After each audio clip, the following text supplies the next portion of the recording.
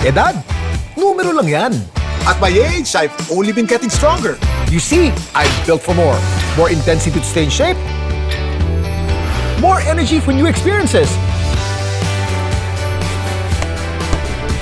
More endurance to reach greater heights. And more passion in doing what I love. These days, I live for more. Sante Barley. Mahalagang paalala, ang Santi Barley ay hindi gamot at hindi dapat gamitin panggamot sa anumang uri ng sakit.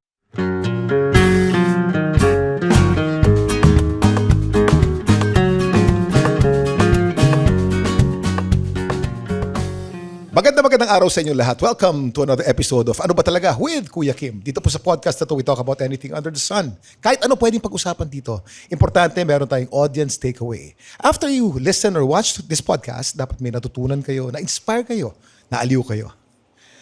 Over the past year, it's our first anniversary pala dito sa Ano Ba Talaga with Kuya Kim. And over the past year, I've guested so many people. All of them are special people to me. Actually, after a podcast, after an episode, I become very good friends with whoever the guest was, no? Pero ito, dahil first year anniversary ng Ano Ba Talaga with Kuya Kim, we chose someone who's really, really special. This person, of all showbiz personalities on television that I know, this guy, for me, is the most special. This guy is probably the most talented. This guy is the deepest. He's my brother in Christ, and someone I deeply, deeply admire and respect, the one and only Gary V. That's right, folks. May audience tayo ngayon. Kuya Gary! Kuya Kim. Yes. Thank you so much for inviting me dito sa first anniversary. First anniversary ng Ano Ba Talaga? First pa lang to, ha? Tsaka may audience, so may parang audience. talagang medyo kakaiba to. O siguro sa mga nakikinig sa inyong mga tahanan o sa inyong mga kotse, pag may palakpakan kayo naririnig, hindi po yan canned laughter. Yes. Meron po tayong audience ngayong araw na to. You're about 100 people. I was expecting about 20-25 lang, Gary. Normally kasi pag live audience, 20 lang eh. 100 kayo ngayon. Hindi, My actually, gosh. kaya nga medyo kinakabahan ako eh. No, talaga. Di, sa totoo lang, many times, it's the smaller audiences kung saan kaming mga singers, medyo mas lalo pa kaming kinakabahan. Because it's more intimate eh. Yeah. You know, we're up close and I can see the expressions on everyone's face. You know, so, but I like it like this. Gary, after 45 years in the business, 42. 42 years in the business, kinakabahan ka pa hanggang ngayon? Oh, yes. Huh? All the time. All the time. Kasi every day, the body is not always at its peak. Yeah, You know? So sometimes pag may, let's say, corporate show or may concert, tapos biglang parang paggising ko medyo hindi maganda yung pakiramdam ko. Hindi dahil sa diabetes ko or whatever. Pero basta pagod lang ako, tapos biglang alam ko, ang ini-expect ng tao sa akin ay yung pure energy. Hanggang ngayon, yun pa rin ang ini-expect ng tao sa akin. Medyo kinakabahan talaga ako na baka hindi ako makapag-deliver ng todo-todo. Kasi I remember dun sa concert mo, Yeah. which I saw, no? Which was an excellent concert, Gary. Sabi ko, worship concert yan. Pero ang galing, ang husay. Talagang, ang energy mo ron, parang Gary V nung 1980s eh. Oh. Ibang klase ka noon, Gary. Hindi kasi parang hinayaan ako ng anak ko na si Ni Paolo, na siya yung nag-direct. At siya mismo nagsabi, sabi niya, Dad, kung ang mensahe na ibibigay mo sa tao ay kung saan ang direction mo after your 40th year, imbis na maghintay tayo, gawin mo na dun sa 40th anniversary concert mo. And that's why it was called Pure Energy One Last Time. Again, it's not because I'm retiring, but it's because I'm transitioning and into becoming a different kind of entertainer kung saan mas hinahanap ko yung mga ganito, yung mga mas intimate moments like this.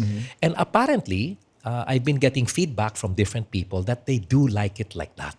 Na yung tipong pag bumaba ako sa stage, I can really go up to my audience, reach out my hand and feel them and see them. And for me, that's where I want to be. At the Press same the time, flesh, inspiring them Yeah. with the songs that I've been given. Because I remember during the concert, sa mga hindi nakapanood, siguro most of you napanood yung concert na yun eh, di ba? There was one portion of the concert, Gary, inikot mo yung lahat ng that was like a 10-minute segment or more. It was actually 7 7 minutes lang yun.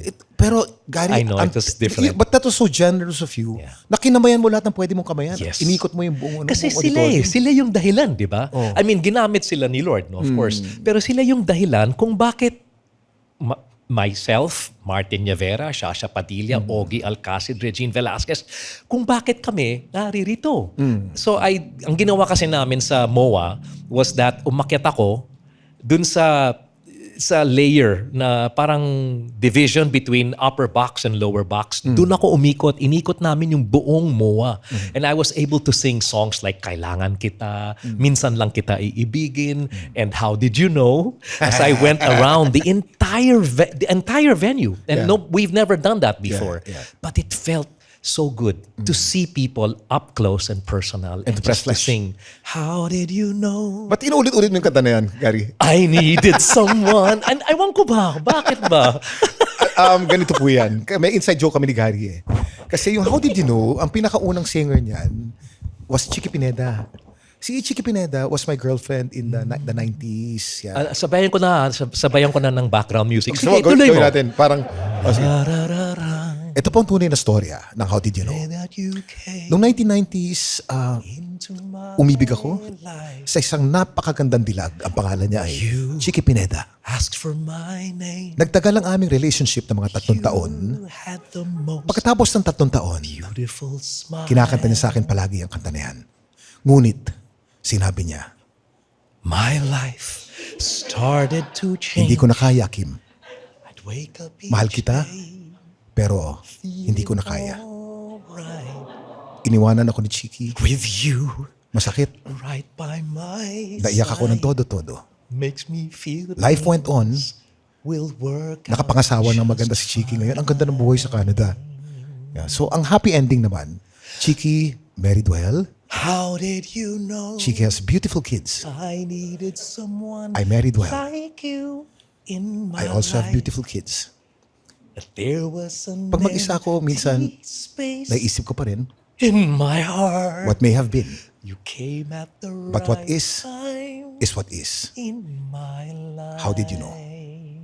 Salamat po. Oh, to be able to do that with Gary V, di ba? Yung umpisa, tumawa pa sila, maya-mayang konti, nakikinig na talaga sila. Parang, ayun pala yung kwento nun. No, but if Chicky's listening now, no, she's in Canada, very Oh, happily yeah. married. Yeah. Chicky, we had great times, and I honor you, I love you, I respect you, And I'm happy for you. I really, really love that song. How did you know? Ang ganda kasi nung kantang yun, Gary. Oh yeah. And every time I do it, kasi usually pag sa wedding, yan ang inaano. But every time I sing it, pati sa mga harapan ng mga kabataan, minsan nakikita ko yung mga kabataan, tumutulo yung, pumapatak yung, yung luha. Yung bigla silang nagkakaroon ng tears because they remember either their parents or their brothers, ate, kuya, tita, na naging special yung kanta na yon at lagi nilang pinapakinggan yung How Did You Know. Iconic eh. Yeah. It was already iconic during the time of Chicky. You made it even more iconic because, alam mo na, And Cecil Asarcon, the writer of that song, is the one that really, I feel she was the reason why. She made very many songs for you, Oh, yeah. right, Cecil? Yeah. She did, I think she also did Reaching Out. No, that's right. Yung Reaching Out To you. Siya rin ang nagsulat nun. And many other songs. And that's why I feel so blessed na these are the songs na hanggang ngayon, after 40 years, medyo umaano pa rin. Gary, of course, 40 years ka na sa industriya, di ba? Yeah. How did you start in the business? Ganito yon. Yan. Okay. How Kasi did sumali you ako. know I need that song? Na ganito yun, no? I started, in my family kasi, we're, right now, 11 kami. Okay? 2 families yan, Valencianos and Ortizes. Pero nung Valencianos pa lang kami, that's 7 siblings. 6 siblings, bali 7 kami lahat. Lahat kami may talent. So my brother was a track and field star. My sister was an artist. My other sister could dance, and my other sister could dance ballet and was very beautiful. It was a model to us at certain time. My other sister was a comedian, and my youngest sister, up to now, I'm still trying to find out what her talent is. But I could sing a little bit. Yeah. And my mom was also very talented. So pag may biglang lumabas na may talent na isa sa amin, mga magkakapatid, hindi nagiging special news because It's everybody given. had it. Oo, given. diba? Pagka Valenciano, may talent. Yeah, parang ganon. Then I joined the Kundirana, which is a singing group from LaSalle Green Hills. Yan ang singing group ng Lasal. Yeah. Oo. And- A lot of you in showbiz came from Kundirana. Yeah, the likes of Ding Dong Avanzado, Ogie Randy Alcacid. Santiago, Roel Santiago, Ogie Alcacid, Louie Ocampo, Mon Faustino, Mel Villena. Marami kaming nanggaling doon, iba-ibang batch. So you joined Kundirana. I joined the Kundirana, and Tita Pelita Corrales, the late Pelita Corrales, kind of spotted me and she said, okay, pag-graduate ng mga batang to, can this young man come back to my show as a soloist? And that's basically how it started. Pero, even at that point, Kuya Kim, wala pa rin akong desire na maging isang entertainer. I just loved to sing. That's it. Yeah. Until I came out in a school known as ICA, Immaculate Oh, of Conception. course. Yeah. Yung Okay? katabi ng Savior. Yes. And I have to admit, okay, but at a young age of 18, to stand up on the stage and to hear people shout, that was great. Yeah. But when you hear, those are the females. That's even better. Kasi syempre, di ba, parang isang konting galaw lang na gano'n, okay na yun. Kahit kahit hindi pa ako kumakanta, success na para sa akin yung Kahit di ka bayaran. correct. No, but it was at the season of my life where I didn't know what I wanted to do, but it felt good to hear that, to feel that I was making an impact in people's lives. Now, yung sa ICA, iba eh. Iba yung nangyari dun eh. Kasi ang gusto nila, they wanted me to be part of the concept. So they said, can you sing a song about unity? Oh, so naghanap ako. So ang concept nila for that meeting was unity. Yeah. Oh, gusto the, nila- the entire event was about unity. Okay. So hindi lang yung tipong variety show. Kasi many times I was always the first to perform. Kung yung pumapasok pa lang yung tao, kumakanta na ako, or the last to perform. Habang umaalis na yung tao, saka ako nagper-perform. But this one was they put me smack in the middle. And when I heard the cheers of the people, it wasn't the typical there was a sense of appreciation for the message that was put across. And only then did I decide, I think this is what I want to do. Kasi nakita ko yung impact ng isang kanta na may magandang mensahe sa puso ng tao. And since then, it's always been like that for me. Na even if it's a song that's about like Hataw Na, di ba? But Hataw Na has a message. Shout for Joy has a message. All of these songs, kahit mabilis man o ballad, if a song has a message, it speaks in ways that normal words will not. Of course, yeah. Diba? Yeah. Melodious, in lyrical form, music is the language of the soul. So it speaks in a different way. Yeah. And your songs, although they seem ordinary, malalim eh. Can be prayer. some of them. Can be interpreted as a love song. Yeah. Can be a graduation song. Yes. But actually, worship song yan eh. Yeah. Lahat yan, worship song yan eh. Doon pumupunta eh. At saka hindi ko pinipilit, Kuya Kim. I mean, when I write my music or when I choose a song to sing, it's because I'm driven or I'm drawn to sing a song that I know is going to somehow speak even to one person in the audience. But it might be the person who really needs to hear it at that particular time. Galing. Ang galing. So, this was the first time that you, the first time was in Ika, di ba? Yeah. What was your biggest break that led you to your career as Gary V? Yung mainstream na. okay, so I was invited to sing in Miriam College.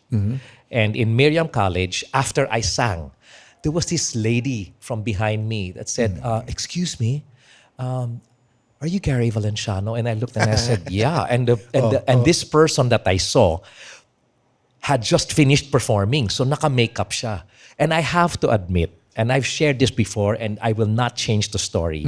But when I saw this lady, I was not just starstruck. I was awestruck. Yung parang, wow. Napanganga And ka. she was, Ganun. talaga. Sa ganda. And then I asked, I didn't ask her name, but she said, I'm Angeli Pangilinan. Oh my gosh!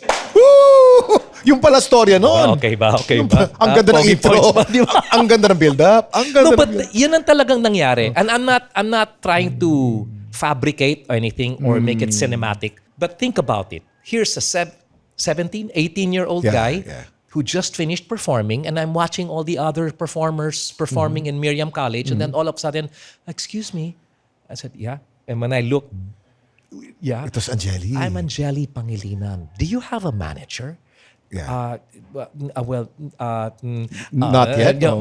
Meron actually. Meron Meron na, may parang family friend that was taking care of me. Her name was Marines Carvajal. And she's still around, still a very good family friend. Pero that's it. And then she introduced me. I'm making the story short here, but You can make it long. oh, Okay sige. lang. Oh. So Angeli said, would you want to, can I introduce you to our manager? Kasi yung banda ni Angeli was called the Music and Magic. Music and Magic, of course. Okay. And Angeli, if I remember, was a commercial model. Oh, She yeah. had a soap commercial Yes, that time. Kamay. At that time, Kamay. Ka- Ak na lang Kamay. to. Oo. Ak na lang to. Bago ka magpatuloy, Gary, no? Si Angeli po ay nandito po sa audience ngayon. Nasa harap, kasama, palakpakan po natin si Angeli Valenciano. Angeli Pangilinan. Kamay model. Uy, ganda ng Yeah. kamay, oh. Oh, tuloy mo, Gary. So she introduced me to Sandra Chavez, ang manager ng Music and Magic. Should I continue? Of course, go Okay. ahead. So syempre, 18 years old, ang ganda-ganda ng babaeng to na si Angeli Pangilinan. But it was crazy for me to think na it's impossible for somebody To who like is you. 6 years older than me Yeah. to look at me at 18 years old and kind of like me, pero Romantically, sige, yeah. I'll just keep it to myself na lang. Tapos dumating pa yung isang araw na sinabi niya sa akin, "Huy Gary, when I get married ha, can you sing in my wedding?" O syempre parang wala na talaga. Kasi at that time, ito na, yung mga bakit ba? May boyfriend ba siya? The answer is yes. She had a boyfriend who was the guitarist of Music and Magic. Okay. Sino yung boyfriend na yun? It was Angeli. Butch Elizalde. Butch Ang naging Elizalde. asawa ni Marines Carvajal. Yung Okay, naging yung okay, first okay, yeah. parang manager ko.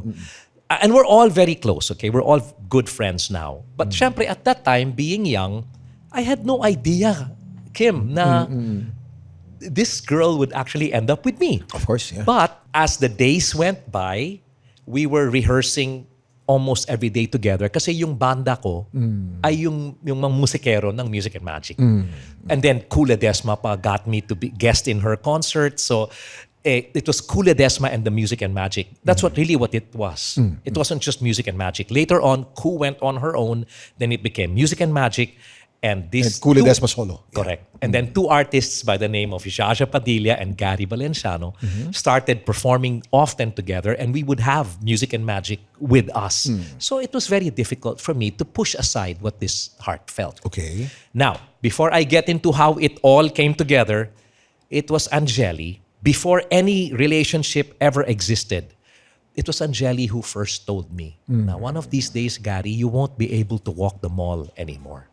Ako naman parang, huh? Prophetic? What do you Oo. mean? You know? Oo. But that's what happened. And then she also said, one of these days, Gary, yung entabladong aapakan mo ay hindi lang dito sa Pilipinas. Nangyari nga yun. And why did she say that? Kasi nag-shopping kami sa Shopsville. Because it was a time, nasunugan kasi kami, Kuya Kim, in 1982. Yeah. So I only had a few pairs of pants and Yeah. few shirts Yeah. for school and for performing. So while going shopping in the mall, nobody recognized me. Nobody knew me. Nobody knew me at all. She was the one that said, you know, Gary, one of these days, hindi ka na makakalakad sa mga mall. And I was like, oh, really? No, hindi naman siguro. Nangyari nga yun. And then, performing abroad, nangyari nga. Up to today, I'm still doing that. In fact, this coming June, I'm leaving for another tour in the US. Yeah. And that all boils down to what she already could foresee at that time. Well, I've always known Angeli as very prophetic. Even sa among Christians Yeah. May prophetic gift yan eh. Pero Oh, yeah. pati pala yung romance nyo, na-prophesy din niya. Ha? Hindi naman yung romance. Yung romance, ako may kasalanan yan eh. Kasi I really dove into it. Oh. Paano ka dumive?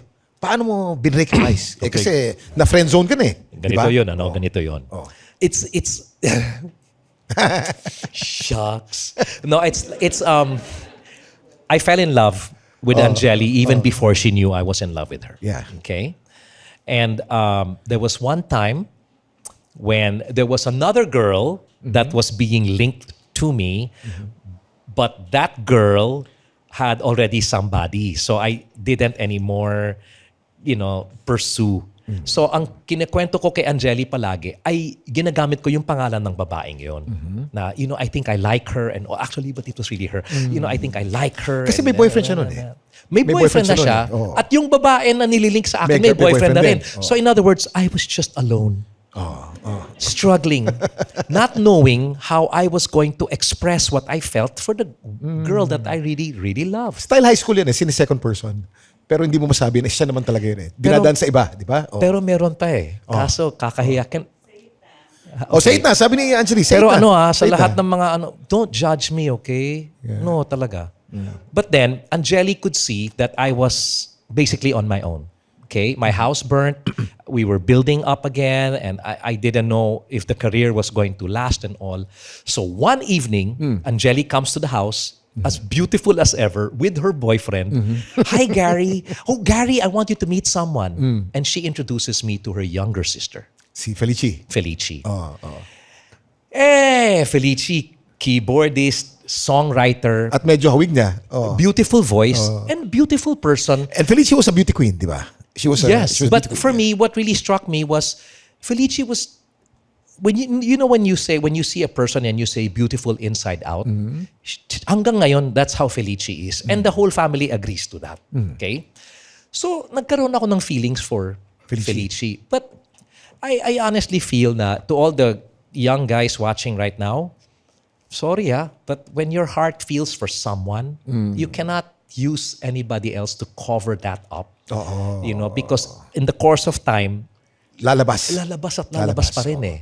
And that's what happened. Yeah. So I had to tell Felici at some point in time. Kasi naging girlfriend mo si Felici. Yeah. And how long was that relationship with Felici? Oh, just a few months. Just a few months, Yeah. okay. Yeah. And I had to tell Felici, I had So may signal si Angeli, 2 months daw. 2 months. 2 months, 2 Okay. months. Okay. Not too long, 2 months. No, it wasn't long. It really wasn't. But I had to tell her. I said, Felici, I have to tell you something. Yeah. And when I told her, basically, there's a song that was written, and I think it was sung by, I don't know if it was Brian McKnight or James Ingram, but ito mismo ang scenario when I told her. Okay? I held her close to me, though I know she'd break so easily. And yet I told her, but I knew no matter how I tried to console her, she'd just do the best she could. 'Cause there are times the best is no damn good. And no matter how you try to be kind, there's always still a part of you leave behind. 'Cause when it falls apart, there's no easy way to break somebody's heart. That's exactly, if you listen to the entire song, halos ganun talaga ang nangyari. And So umiyak si Felici. no, she didn't. She didn't cry. Actually, kasama din sa kanta na yun eh. I thought that she'd be fine, but she smiled at me and never, yung mga ganun. That's exactly how Felici was. Yeah. And of course, imposibleng sabihin na hindi nagkaroon ng gulo yung pamilya because soon after that, as Angeli and I now had a relationship, the news came out that Angeli was pregnant. 1 year. That's soon. Hindi kasi hindi pa ako nagkakaroon ng major concert. Yeah. But the reason I'm sharing this is because I also want people to know na the career was not just, people spotted me and liked Gary Valenciano. It went through A lot of trials. trials. Yeah. Kim. Yeah. In fact, nung nabuntis si Angeli, hindi ko malilimutan, it was 2 weeks before my first major concert at the Araneta Coliseum called A-Live. And I was sitting down in front of the media and the late Ricky Lo. The late Ricky Lo. Umupo ako Tinanong ganyan. ka kaagad? Oo, agad. Oo. So, Gary, we just want to know, is it true? And I looked at him and I said, Yeah, it's true. I'm gonna have an April 13 concert. Friday the 13th at the Araneta Coliseum. No, Gary. Yeah. We want to know, is it true that Angeli Pangilinan is pregnant and you are going to be the unwed father? Oh my gosh. And I in said- the 80s, that was stigma. Ha? It was- Ngayon, tangkap na ngayon yan eh. Pero No, dati It was the first time I actually went through severe hypoglycemic episodes. There and then? Yeah. Oh. Well, not there and then, but Oh. days after that, ang hirap eh. Na-stress Kasi I ka. didn't know. The media was telling me, this was old school, okay? Old school media where harap-harapan, Press con. sinasabi sa'yo na you're not gonna make it. Your fans are gonna turn away from you and all. And I said, then if that's the case, kung ano man ang maging resulta ng concert na to on April 13, gagawin kong parang gauge. Kung successful, di I'll stay. Kung walang tao, di kami ni Angeli, we'll just leave. I'll just leave for the States and we'll have the baby there and I'll start a family there. Yeah. But I'll never forget, on April 13, and I didn't have a relationship with God then. Kasi meron din akong may issues din ako with God at that time. But I'll never forget when the prayer was said. I think somebody else pa nga prayed. I'm not sure if it was me. My sister came in. This is April 13, before coming out on stage. My sister comes in and she's weeping. And I say, why are you crying? And she looked at me. Because we're sold out. Oh my gosh. Can you imagine? Oh. You know, and I'm sorry if I get emotional because of that, but I remember walking up, and di ba sa mga concerts, pag sinara na yung ilaw, ganon. Ito sinara yung ilaw, mabibilang mo yung mga pumapalakpak. Yung parang, Okay. Oh. Kasi parang most of the people that watched, hindi pa uso ang social media. So most of the people that bought tickets were like, They didn't sino know ba Gary- Gary Valenciano? Ba't napaka-controversial? Pero magaling daw to. Sige nga. Nakatulong yung controversy. Parang Gusto nilang ganon. makilala ka. Oh, yun.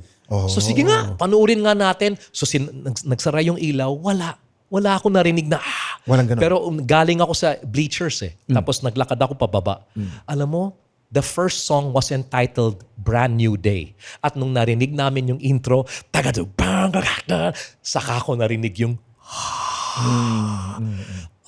yes, I'm telling you, my hair, my, Nakatayo yung mga balahibo mo. I can see ito. So I came down and I was singing Brand New Day, and my guests were Shasha and Sharon, and they were both with me for the opening number. And that's what a way to say, you're not going anywhere, Gary. You're gonna stay right in the Philippines where I want you to be. And for the past 42 years, God has been faithful in making sure that no matter what happened then, He had better things in store for me. Yeah. And that's what I'm experiencing now, Oh my gosh. up to now. Gary, thanks for sharing that. Ang ganda Oo nun, naman. ha? Hindi, ang dami mga, maybe one day I can make it into a series or a movie about my life or a musical. Pero it's important that people, kasi when people see me now, they often say, ay, buti pa si Gary Valenciano kasi ganito, ganyan. Hindi, kailangan malaman din yung background as to kung bakit at kung saan ako nanggaling. Kasi grabe din. Alam niyo, marami nagtatanong sa akin, ano bang sikreto ko for my fitness at my age? I'm almost 59 years old. Of course, given ang regular exercise, given na rin ang healthy diet, but not everyone knows that I swear by Sante Barley, and I've been taking Sante Barley for so many years now. Sante Barley is a certified organic and barley grass from New Zealand. At certified ito ng BioGrow. It's good for digestion and strengthens your immunity dahil puno ito ng nutrients at antioxidants. That's why I live for more with Sante Barley.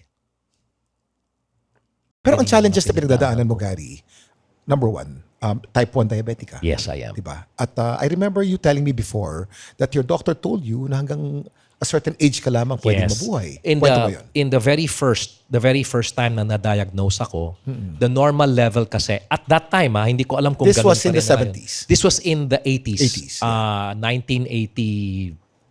Actually 1980. At that time, the normal level was between 80 to 120. And the first time I checked myself, nasa 312 na ako. 312. So diabetic ka na. Hindi pa rin. Sabi Hindi ng pa. doktor, no, maybe it's because it's the new environment and this and that. Come back after 1 week. O baka may kinain ka na marami, Yeah, na sugar, ganyan. No? So I came back after 1 week and my sugar had soared up to 712. Oh my gosh. That's when the doctor, narinig ko, the first time my doctor mentioned these words was in the US when he told my mom Mrs. Valenciano, I'm sorry to tell you, but your son is a type 1 diabetic.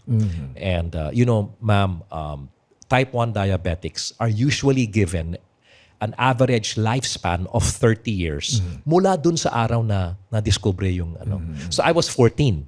So plus 30, dapat 44. 44. Maaring buhay pa ako pero dapat marami ng mga issues. Normally, diabetics die of heart disease, Heart disease, Yeah. kidney failure, organ failure. organ failure. Yeah. Oh my But gosh. I'm turning 62.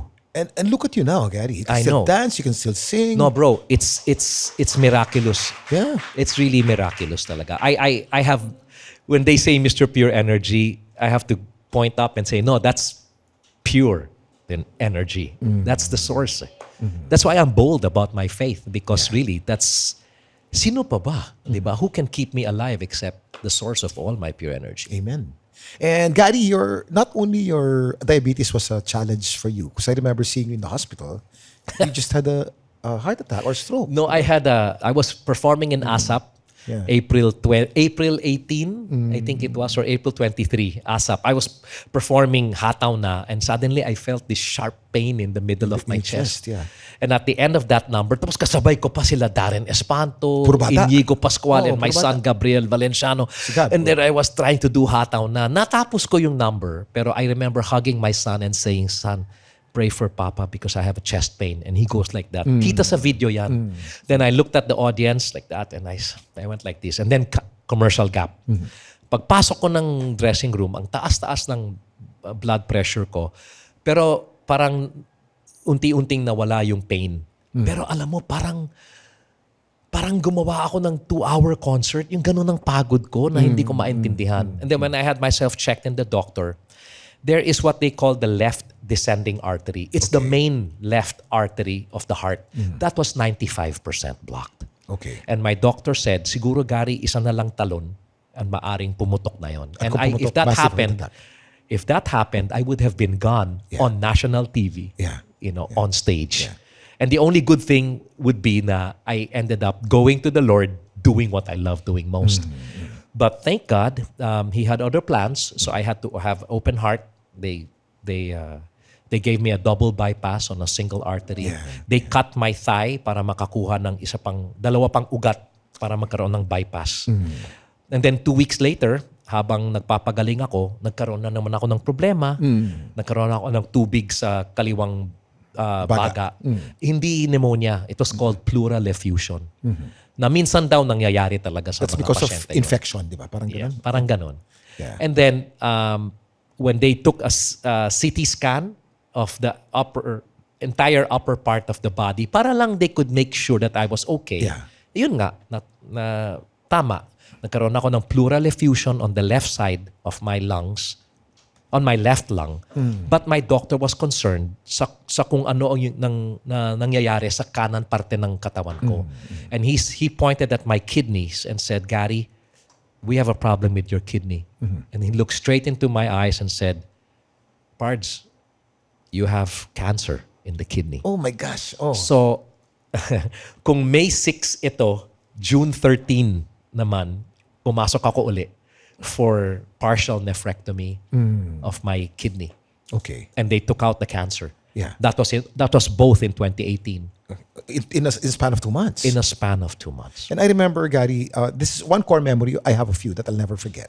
Was I visited you in the hospital, and then I saw you in the corridor. Yeah.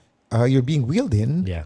And then we hugged each other. Yeah. We both cried. Yes. And Kasi ikaw din, di ba? Meron kang pinagdaanan nun eh. O katatapos na stroke ko nun. No, I had katatapos nung paralysis ko naman. Yeah. I had my Guillain-Barré syndrome. And that hug, Gary, we just knew. We just knew. We just knew. You know, if to all of you who might, I'm not hoping that you go through something like Yeah, this. yeah. But when you go through a moment and you realize you're given another chance in life, yung mga, kasi di ba, nakaupo tayo, tapos tinitingnan natin yung Makati skyline, yung mga building lang naman yun, di ba? Pero yung mga billboards, yung mga kulay, parang, ang napaka matingkad, yung parang, yung Parang mga bago. kulay, parang Parang bago. bago. Oh. And it was like, this is my second chance in life. Yeah, And yeah. so, syempre, Yeah.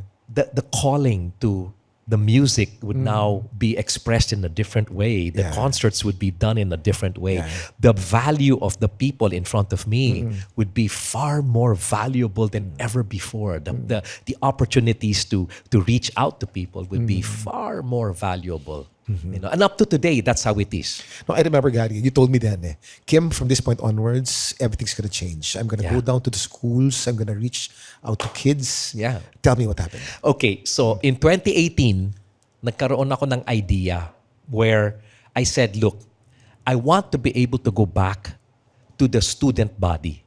Kahit na maaring hindi na nila ako kilala because syempre mga kabataan. But I said, I just want to do it because the students are the ones that put me on the map. So what I did then was I started an advocacy called Face to Face. Kung saan, mga 200, 250 students lang ang nandoon. I don't want to get 5,000 students because it will look like a concert. But it's not a concert. It's me spending time with them. It's not me talking to them, but talking with them. Where they can ask me questions at the end, you know, and it's a question and answer. I may not have all the answers, but I just want them to know na, hey, I'm willing to listen. And if maybe for the next hour or so, baka pwede akong maging, maybe I can just play the role of being a father, A safe place. a safe place, or a big brother that they hope to have. To listen without judging. Yeah. Yeah. Listen without judging and maybe give some advice in any way possible to make them know that there's someone who cares enough to listen. Since 2018 up to current day, to present day, 2026, we've been able to go to 69 different campuses and it's growing. It's growing. Yeah. And you know what? It's probably the most it's some of the most fulfilling events that I ever get to experience. Hindi nakikita ng tao to, and I want to respect the privacy of young people who many times break down. So hindi ko pinopost yun. You know, it's just me being there with them. Yeah. And I'm looking forward to the next schools that are lined up. So we're looking at UST, UPLB. I might be going back to Adamson. I hope to go back to Pamantasan ng Lungsod ng Maynila. I hope to go to Letran. I hope to go back to Mapua. I hope so many of these places, private, public, high school, or college.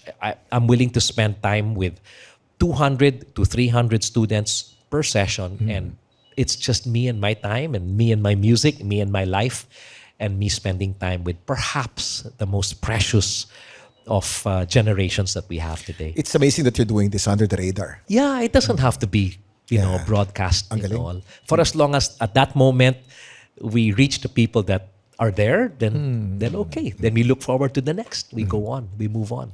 Gary, how did you find the Lord? Okay, before I get to that, you don't mind if I check my sugar? I just want to make No, sure please, that please, I'm please. okay. Yeah. Si Gary kasi has his sugar checker all the time. Ayan. Minsan sa gitna ng concert, minsan... Oh, how is it? Are you okay? It's a little low. It's a little right low. now. But when Gary's sugar is little low, he has to eat a piece of candy or drink some honey. He's like that in ASAP. He's like that in all his shows. Palaging ganyan si Gary. Ang dami niyan, ha? Hinubos mo lahat. Ubus. Ubos. And just to make you know, when I say that my sugar is low, Yeah.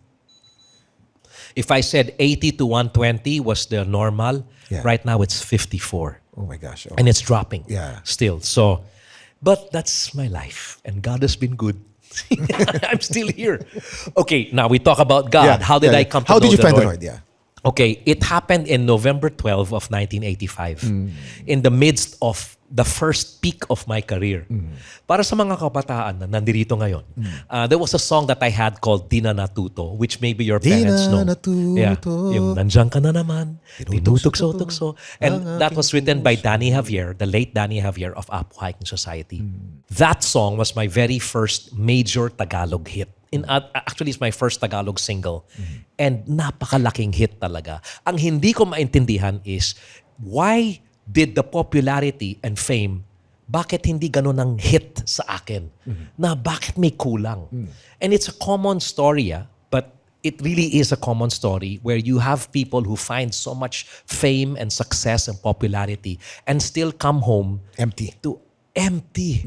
And hindi ako makagawa ng isang kanta totally and perfectly describing what that emptiness really feels like. Kasi you cannot eh.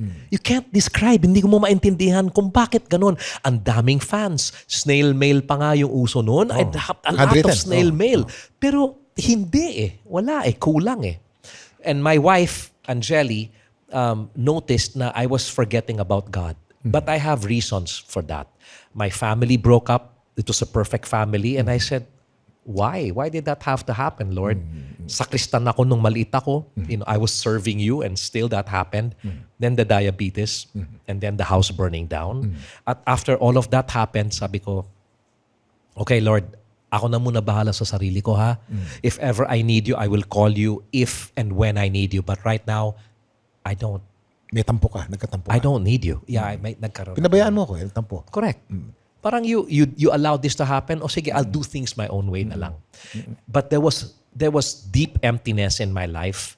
There was a lot of anger and there was a lot of bitterness and unforgiveness. I couldn't forgive him for what had happened to my family. And then one day, Angeli said, "Come, let's go to the house of yung ate niya, si Maricel." So Maricel and Vic came to know the Lord in a personal way. Ang sabi ko naman sa kanya, Angeli, alam ko kung saan papunta yung mga meetings ng ganyan, ha? Iko-convert niyo ako. I don't wanna talk about God. I have my own schedule. I will work here at home. I will make music. I know where this is gonna go. But my wife found a way to get me to go to that meeting. So we had dinner. Tapos alala ko pa, pumasok ako sa isang kwarto. Sabi ko pa sa kanya, habang kumakain sabi, Angeli, pagkatapos nito, kailangan na akong umalis. Yeah, no, Gary, let's stay for a while. I said, okay, just for like 5 minutes, 10 minutes. Yeah, just a little bit, Gary, kakahiya naman, bigla tayong aalis after eating. I ended up in this room after eating. May table na alam nyo yung yung lamp na parang interrogation? Yung gumagalaw-galaw. Yung gumagalaw. Ganun. Isang maliit na table and sabi ko, ito na. Angeli got me again. Nakaupo ako doon. Kasama ko yung bayaw ko na si Vic Arenas. He also passed away some years back. Yeah. But Vic never had any expression except yung pagiging medyo masungit.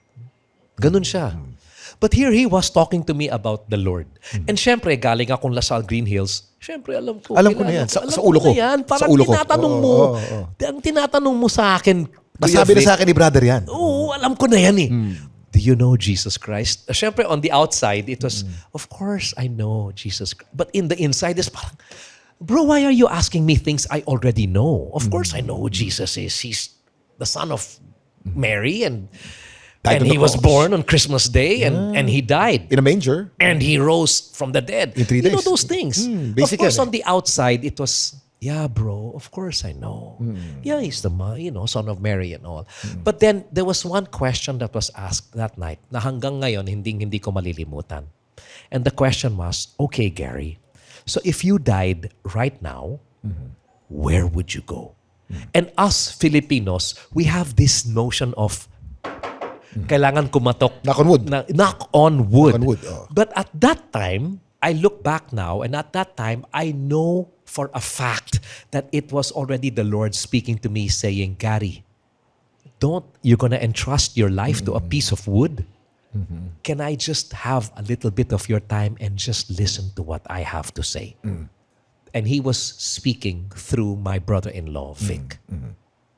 And I looked at Vic and I just said, bro, okay, bro, look, I know where this whole conversation is going. Yeah.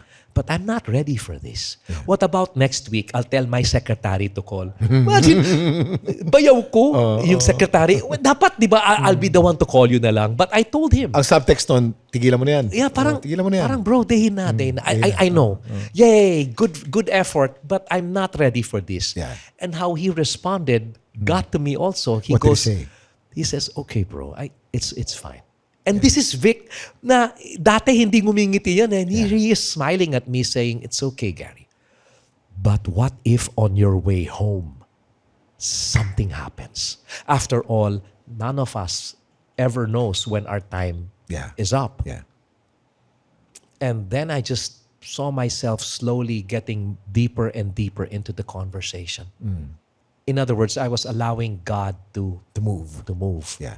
And then he said, you know that you can have Jesus in your life. You can have Jesus come into your life now. And I said, wait, Vic, di ba there are so many things I need to do? I need to clean up my life first. And he goes, no. You just have to ask him to come into your life. Wait, what do you mean ask him to come into my life? Like, just Lord, come into my life? Yeah. Let's you and me pray now, Gary. Wait. All I need to do is pray. Yeah, there's no formula to this prayer, but let's just pray. And if your heart really wants him to come into your life, he will come into your life now. And I remember closing my eyes and saying the prayer of just saying, Lord, sobra akong makasalanan, Lord, but I believe that you can forgive me for all of these things. I believe that you died so that I won't have to die. I believe that you suffered so that I don't have to suffer from all of my sins. So can you come into my life now? And not just come into my life, but can you be not just my friend and not just my Savior, but my Lord as well? Here, I'm giving it all to you. You see all the dirt, all the ugliness, all the anger, all the bitterness, I'm giving it to you. All the unforgiveness, it's yours because I don't know what to do with it. Can you do that? And can I be yours? And can you be mine from this point of my life onward? Okay? I don't know what's going to happen tomorrow, but you do. So, kayo na bahala, okay? In Jesus' name, amen. And the smile you see on my face now is the smile I had then. And I looked at Angeli like that, and she had said the same prayer. And when I opened my eyes, I looked at Vic and I said, Vic, wait, what's this smile on my face? What's going on? And he leaned forward and he said, that's the Jesus you thought you knew. And since then, bro, if my life was here with regard to career, he took it here, then he made it plateau for a while, and then he just took it. I have no idea where my career is going to go, but I really don't care because right now it's in his hands. At 62, I'm still going on tour. At 62, I have a podcast that you're a part of that's coming out next week, I think. At 62, I have a documentary coming out called Pure Energy, One Last Time, the concert documentary. At 62, I'm looking forward to traveling with ASAP to Australia on July 25. At 62, I'm actually 61. I'm turning 62 on August, but parang 62 na rin.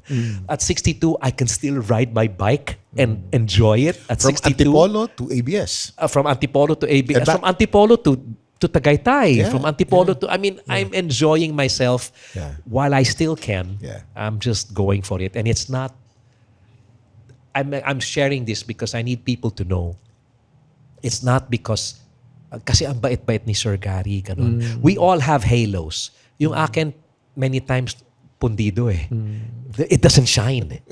But he is the reason why I still do what I do with the passion that I still have for it, with the love that I have for what I do today. Yeah. Ooh, thank you for that, man. Hey man, Thank you. you asked the question and you allowed me to share it, so I'm sharing it with everyone. Gary, you have a podcast. Yes. Malapit na, di ba? Yes. Ay, ibabalita ko lang sa inyo. Ako po ang first guest ni Gary dun sa podcast niya. Kaya, Alam mo, it's perfect eh. Yeah. It's on May 25. On May 25, it's called Unshaken, ... The Stories of Grit and Grace. Diba? Bagay na bagay, Kuya Kim. Unshaken Stories of Grit and Grace. And I have to say na what you shared there, pati yung anak ko na si Gabriel talagang nakatutok talaga. And he doesn't usually, he's very short attention span si Gab. But he was glued to what you were saying from beginning to end. But yeah, it starts on May 25 and Kuya Kim's going to be a part of that. And this is on what platform? It's on Spotify. It's on Spotify and YouTube.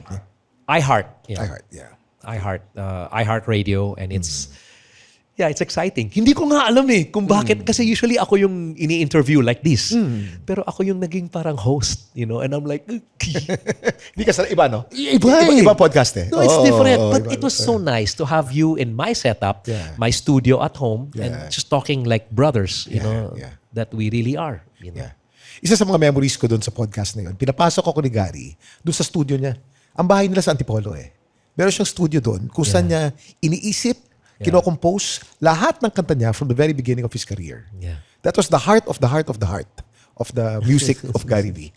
And to be in that space with you, talking about myself and what drives me, wow, Gary, iba yun. Yeah. Iba yun. Thank you for that. No, What a privilege. It was an honor to have you in that.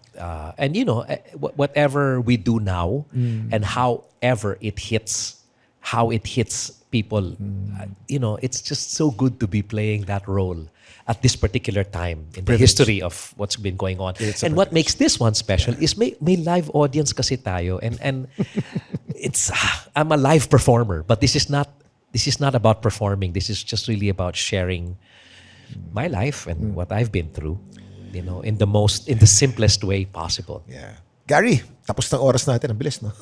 50 minutes na to. Part 1.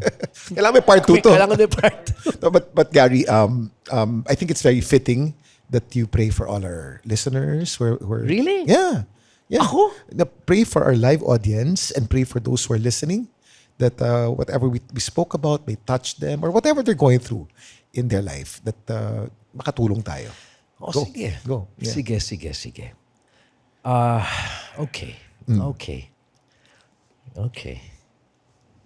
Okay. Father, first I want to say thank you, Lord, dahil binigyan niyo po ako muli ng isang pagkakataon na makapag-bless sa mga nakikinig sa akin. Because not everybody, Father, will have moments like this. But we have a live audience here that has been given a chance to listen to stories being shared in this way. Father, you know the number of strands of hair we have on our heads. Amen. Every single individual that is here in this little studio, Lord, is someone that you know and you hold dear to your heart. It is written, Father, that you know the plans that you have for us. And these are plans that are not meant to harm us, but to prosper us, to give us hope and a future. Lord, our future, if we put it in your hands, Lord, it doesn't mean it will be problem-free, but it will be victorious in every way. Lord, at this particular time, Lord, kung saan ang dami-daming nangyayari, ang dami-daming mga pagsubok, Lord, ang dami-daming uncertainties in the world today with what's been going on in the Middle East, with the way people think, the value systems that have been changed, Lord. Lord, help us, help those who are here and those who are watching right now, Lord. Help them, help all of us, Lord, to learn how to anchor our lives on your word. Because you are the same yesterday, today, and forever. Kung ano yung mga ginagawa mo noon, the way you would heal is what you are still doing today and you will continue to do tomorrow. The way you have forgiven in the past is the way you forgive today and you will continue to forgive tomorrow. Father, you are the same yesterday, today, and forever. And I ask, Lord, for those who have lost special someones in their life, for those who are dealing with those who may be sick in the family, those who have been given a timeline in their lives, Lord, may your word become true to them, Father, where it says that you are close to those who are crushed, those who are brokenhearted and crushed in spirit. Lord, continue to be who you are meant to be in the lives of those who are here. And if there are people who have questions, Lord, oh Father, may they not become anxious with their thoughts, Lord, but with thanksgiving, Father, may they present their requests to you, Lord, and so that your peace may be upon them, your peace which transcends all our understanding, Lord Jesus. May this become true in their lives, Father. Kung anuman, kung nasaan sila, wherever they may be in their lives today, you know where they are, Father. And I know you don't want to keep them there. May you bring them close to you, Lord, and keep them in your embrace, Father, because safety is not in the absence of danger, Lord. It is being in your presence, Lord. Amen. May they find their safety and their peace in you always. Father, thank you so much for the opportunity to even pray like this, Lord. Amen. I want to lift up to you every single individual that is here, every family that is represented by those who are here right now, Father. To you, we give all the glory and all the praise for who you are and who you always will be in our lives, Lord. We love you, Lord, and we thank you. And we humbly lift up all of this, giving you glory, honor, and praise. In Jesus' name, we pray. Amen. Amen. Amen. Woo! Gary, maraming salamat. Thank you, bro. That was a beautiful prayer. Oh. And this is a beautiful moment. Maraming It is. salamat. Thank you for gracing my first anniversary, Gary. Isang taon na. Oh, basta't may anniversary uli. Next year. Game! Punta ko sa bahay mo sa Antipolo, pakainin mo ako. Game! Tapos pakakantahin kita ng How Did You Know? ng live. Ay, Gary. Thank you, bro. Thank you. Maraming salamat. So, ayan po. Sa live studio audience natin, maraming salamat. Thank you very much for being here. Historical because you're the first live studio audience Oh, na nagkaroon. first. The first live studio audience na nagkaroon ng Ano Ba Talaga with Kuya Kim. So, thank you for being here. You're part of the history of this podcast. And I wish and pray that this podcast goes on for many years. So maraming salamat. Thank you very much for joining us. Abangan nyo kami next week. Wednesdays, we upload new material. Kung nagustuhan nyo po itong podcast na to, just follow us or press the notification bell para alam po ninyo kung meron kami mga bagong podcast. Thank you so much. Thank you, Gary V. Salamat sa mga suporta po ninyo, sa mga nanonood, sa mga subscribers po natin. I'll see you again next week. Thank you po.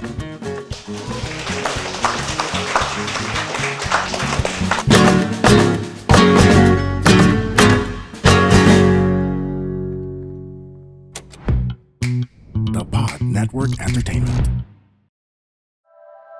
The opinions of podcast creators, hosts, and guests are not necessarily reflective of the official stance of the Pod Network Entertainment, its hosts, or other network programs. The content created by the people behind the podcast is personal and not meant to harm any religion, ethnicity, group, organization, company, or individual.